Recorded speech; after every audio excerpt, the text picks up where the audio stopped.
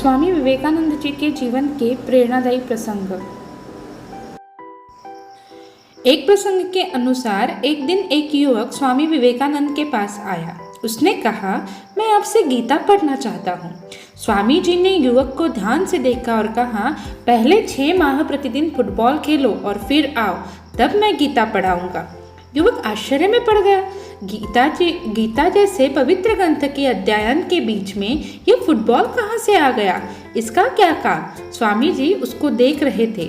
उसकी चकित अवस्था को देखकर स्वामी जी ने समझाया, बेटा, भगवत गीता वीरों का शास्त्र है।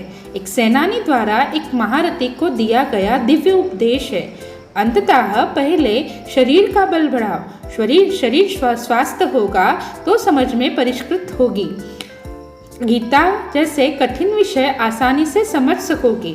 जो शरीर को स्वस्थ नहीं रख सकता, सशक्त सजग नहीं रख सकता, अर्थात जो शरीर को संभाल नहीं पाया, वह गीता के विचारों को, अध्यात्म को कैसे संभाल सकेगा? उसे पचाने के लिए स्वस्थ शरीर और स्वस्थ मन ही चाहिए। गीता के अध्यात्म को अपने जीवन में कैसे उतार पाएगा अगर उसका मन और शरीर स्वस्थ नहीं होगा? इसीलिए पहले शरीर को स्वस्थ बनाकर आओ, फिर मैं तुम्हें गीता का ज्ञान दूंगा। इस प्रसंग से हमें पता चलता है कि जितना आत्मबल जरूरी है, उतना ही शारीरिक बल भी जरूरी है। और जब हम शरीर से बलवान होंगे, हमारा शरीर तंदुरुस्त होगा, तभी हम किसी भी ज्ञान को सहजता से ग्रहण कर पाएंगे। अब दूसरा प्रसंग देखते हैं। एक दूसरी घटना के अनुसार एक दिन एक अंग्रेज मित्र तथा मूलर के साथ स्वामी विवेकानंद किसी मैदान में टहल रहे थे। उसी समय एक पागल सांड तेजी से उनकी ओर बढ़ने लगा। अंग्रेज सज्जन अपनी जान बचाने को जल्दी से भागकर पहाड़ी की दूसरी छोर पर जा खड़े हुए।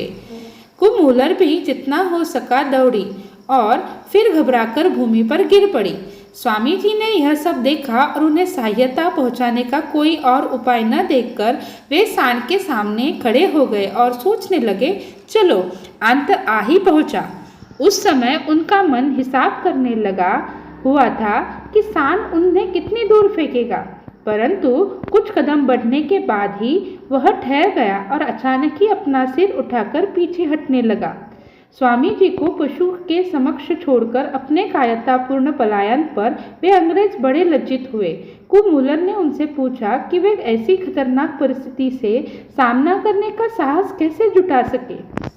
स्वामी जी ने पत्थर के 2 टुकड़े उठाकर उन्हें आपस में टकराते हुए कहा, खतरे और मृत्यु के समक्ष वे अपने को चकमक पत्थर के समान सबल महसूस करते हैं, क्योंकि मैंने ईश्वर के चरण को स्पर्श किया है।